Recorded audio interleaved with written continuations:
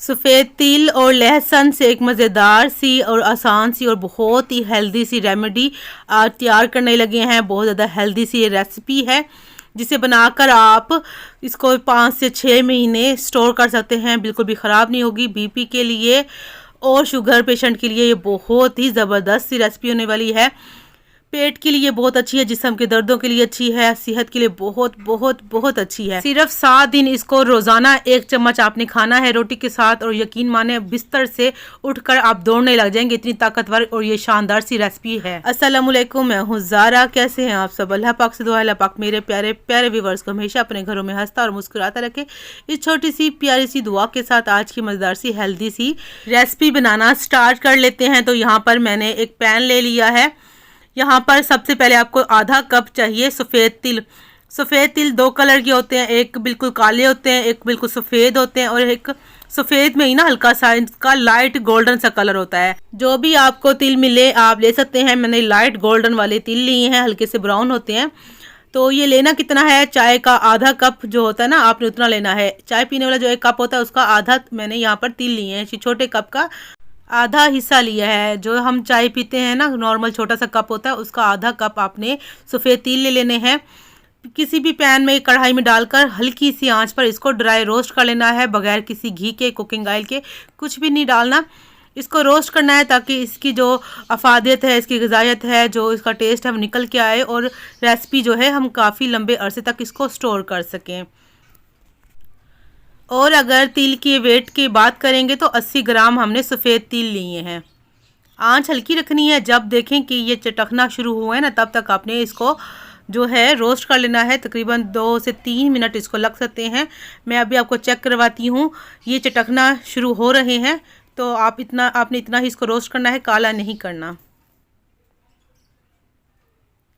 ये आप देख सकते हैं चटक रहे हैं तिल, बस इतना ही आपने इसको रोस्ट करना है। अब आपने चूल्हे की आंच को बंद कर देना है। फ़ौरन से बर्तन इसका चेंज कर लेना है किसी और प्लेट में या किसी भी बर्तन में। आपने इसको निकाल कर साइड पे ठंडा होने के लिए रख देना है। बाकी का काम जो है शुरू करते हैं। अब आपने 2 लहसुन के इस तरह फूल ले लेने हैं, जव्वे जो होते हैं तो आपने ले लेने हैं, ठीक है जी। और इसका जो है आपने इनको छील लेना है। छीलने के बाद आपने धोकर इसको खुश्क कर लेना है। पानी का कतरा नहीं होना चाहिए लहसुन पर। लहसुन थोड़ा सा कम ज़्यादा हो सकता है, कोई मसला नहीं है। अगर तिल भी कम ज़्यादा हो जाए तो कोई मसला नहीं है। अगर आप कम डाला जाए तो सफ़ेद तिल को कम भी कर सकते हैं। अब आपने इनको भी बग़ैर किसी घी के, कुकिंग ऑयल के इनको रोस्ट कर लेना है। इन पर एक प्यारा सा ब्राउन सा कलर आएगा जो कि आगे मैं वीडियो में आपको दिखाऊंगी, तो आपने वीडियो के साथ साथ रहना है। वीडियो स्किप नहीं करनी। बहुत शानदार सी रेसिपी होने वाली है, आपके लिए बहुत ज़्यादा अच्छी होने वाली है, जो कि आपको इस सर्दियों में बहुत ताकतवर बना देगी। और यहाँ पर आंच हल्की रखनी है। हल्की आंच पर इसको ड्राई रोस्ट कर लेंगे। इस पर हल्का सा जो कलर आ जाए, फ्राई हो जाए तक, मतलब ये है कि ये कच्चा ना रहे, क्योंकि इसको भी हमने स्टोर करना है। ये थोड़ा कैमरे में कलर सही नहीं दिख रहा, तो अभी भी हल्का कलर है, तो आगे कलर अच्छा आता है फिर दिखाती हूँ। तो बस आपने इस पर इसको उलट पलट कर ना फ्राई कर लेना है।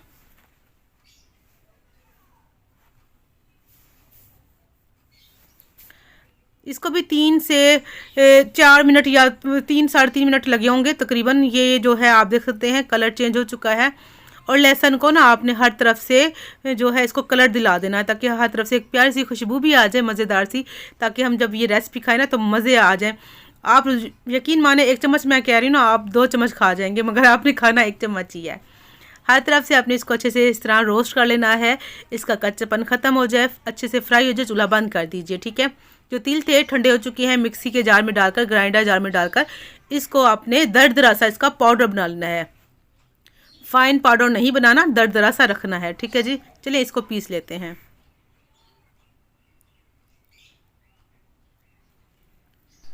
बस 30 सेकंड में ही ये अच्छे सा इसका दरदरा सा पाउडर सा बन जाता है।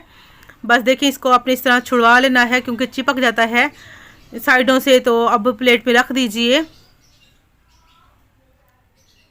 तो यहाँ पर हमारा जो है जादुई पाउडर सा तैयार है। अब आपने उसी जो है मिक्सी के जार में लहसुन को डाल देना है। अब लहसुन को ऐसे पीसेंगे तो नहीं पीसेगा, तो आपने क्या करना है, सफ़ेद सिरका ले लेना है, या इसकी जगह पर आपने लीमू का जो है रस निकाल लेना है। जो आपके पास हो आप ले सकते हैं। आप लीमू भी ले सकते हैं, रस भी ले सकते हैं।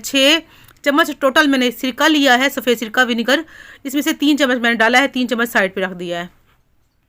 चलिए इसका एक दरदरा सा जो है पेस्ट बना लेते हैं। फाइन पेस्ट नहीं बनाना, हल्का फुल्का इसमें लहसुन की कली जो है रहनी चाहिए, ताकि पता चले लहसुन की और तिल की जो है ये रेसिपी है। तो चलिए वही पैन मैंने साफ़ कर लिया है। इसमें सरसों का तेल डालूंगी आधा कप अपने इसमें सरसों का तेल डाल देना है। हल्की सी इस तेल में जो है एक हमक सी होती है, जिसे जो आप खाना पकाएं तो बाद में महसूस होती है, गले को जो है लगता है ये तेल। तो इसलिए क्या करेंगे, पहले हम तेल को फुल गर्म करेंगे, चूल्हा बंद कर देंगे। जैसे धुआं आएगा ना तो आपने चूल्हा बंद कर देना है। अभी धुआं आता है, मैं आपको दिखाती हूँ।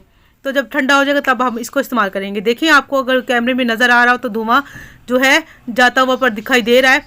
तो चूल्हे को बंद कर दीजिए, बस हल्का सा इसको नॉर्मल होने दीजिए। मतलब ये है कि थोड़ा सा धुआं इसका ख़त्म हो जाए ना, तो आपने जो लहसुन को पीस के रखा है ना दरदरा सा, वो इसमें शामिल कर दीजिए। आंच यहाँ पर बंद है, आपको याद रहे। अभी आंच मैं बाद में चूल्हे की आंच को ऑन करूँगी, अभी बंद है। तो जब लहसुन को डाल लीजिए, अच्छे से मिक्स कर लीजिए, फिर आपने चूल्हे की आंच को जो है ऑन कर लेना है। हल्की आंच पर इसको आपने फ्राई कर लेना है। पहले भी भुना हुआ हल्का सा बस करना है, ताकि कच्चापन मज़ीद इसका ख़त्म हो सके, क्योंकि हमने इस रेसिपी को स्टोर करना है और इसका टेस्ट भी बड़ा मज़े का बन जाएगा। मैंने सरसों का तेल लिया है, 100 ग्राम मैंने तेल लिया है। तो तेल भी आप कम ज़्यादा कर सकते हैं, मतलब आप इसको लंबे अरसे के लिए अगर स्टोर करना चाह रहे हैं तो आप इसको जो है तेल ज़्यादा डाल सकते हैं। सरसों का तेल अगर कम डालना चाहे तो कम डाल सकते हैं। और दूसरी बात ये कि अगर आप इसको देसी घी में बनाना चाहें तो देसी घी में भी ये जो है रेसिपी बन सकती है। अब यहाँ पर 1 चम्मच मैंने जो है लाल वाली जो लाल मिर्च होती है ना, लाल मिर्चों का पाउडर मैंने वो लिया है। 1 टेबलस्पून मैंने लाल मिर्चों का पाउडर लिया है। आप अगर इसको थोड़ा तीखा बनाना चाहते हैं तो 2 जो है टेबलस्पून भी आप मिर्चों का ले सकते हैं। मिर्चों को तेल के साथ आपने जो है फ्राई कर लेना है, ताकि इसका जो है मिर्चों का कच्चापन ख़त्म हो जाए। टेस्ट के हिसाब से मैंने इसमें आधा चम्मच जो है काला नमक इसमें शामिल किया है। आप सादा नमक भी इसमें शामिल कर सकते हैं। नमक कम ही डाला है, क्योंकि बीपी के जो मरीज़ हैं, ब्लड प्रेशर के जो मरीज़ होते हैं, वो भी इसको आसानी से इस्तेमाल कर सकें। तिलों का जो पाउडर बनाकर रखा था वो शामिल कर देंगे इसके अंदर। अब समझदार जो मेरे प्यारे प्यारे बहन भाई, मेरे प्यारे प्यारे व्यूअर्स मुझे देख रहे हैं, तो गैस करें ये हमने क्या बनाया है। ठीक है जी, बहुत सारे लोगों को पता चल चुका होगा हमने क्या बनाया है, मगर आप कमेंट में लिखकर बताएं। यहाँ पर 3 चम्मच मज़ीद जो सिरका पड़ा था वो मैंने शामिल कर दिया है। यहाँ पर सिरके की क्वांटिटी को आप कम ज़्यादा कर सकते हैं। आप चख कर भी देख सकते हैं कि जो आपको जितनी खट्टी चाहिए हो चटनी। हमने बनाई है चटनी, ठीक है जी, मैंने बता दिया है। तो कमेंट में भी आपने बताना कि शुरू में किसको समझ आ चुकी थी कि हम क्या बना रहे हैं। तो दरदरी सी देखिए दानेदार स्पेशल सी मज़ेदार सी चटनी तैयार चुकी है, जिसे आप जो है सिर्फ 7 दिन इस्तेमाल कर लीजिए। यकीन माने आपको बहुत ज़्यादा ताकत मिलने वाली है। और ये जो चटनी है आप रोज़ाना जो है इसको पराठे पे लगाकर बच्चों को भी दे सकते हैं, बुज़ुर्ग भी खा सकते हैं, जवान सभी के लिए फ़ायदेमंद है। सभी इसको खा सकते हैं पराठे पे, ये बहुत बहुत बहुत मज़े की लगती है। दोपहर में भी खा सकते हैं, किसी भी आप सालन के साथ इसको इस्तेमाल कर सकते हैं। बड़ा मज़ेदार सा आपका खाना होने वाला है। आगे रमज़ान मुबारक आ रहा है। आप रमज़ान मुबारक में जो पकवान बनते हैं, स्नैक्स बनते हैं, समोसे पकोड़े या रोल वगैरह या पैटीज़ में भी आप इसको लगा सकते हैं। शवारमा की ब्रेड में भी इसको लगा सकते हैं। आपके खानों को 4 चांद लगा देगी ये चटनी, साथ साथ फ़ायदा भी देगी। अगर मेरी वीडियो अच्छी लगी है तो प्लीज़ आप वीडियो को लाइक कर दीजिए, प्यारा सा कमेंट कीजिए, फैमिली एंड फ्रेंड के साथ भी वीडियो शेयर कर दीजिएगा। मिलेंगे नेक्स्ट वीडियो में। मेरी तरफ से अल्लाह हाफिज़।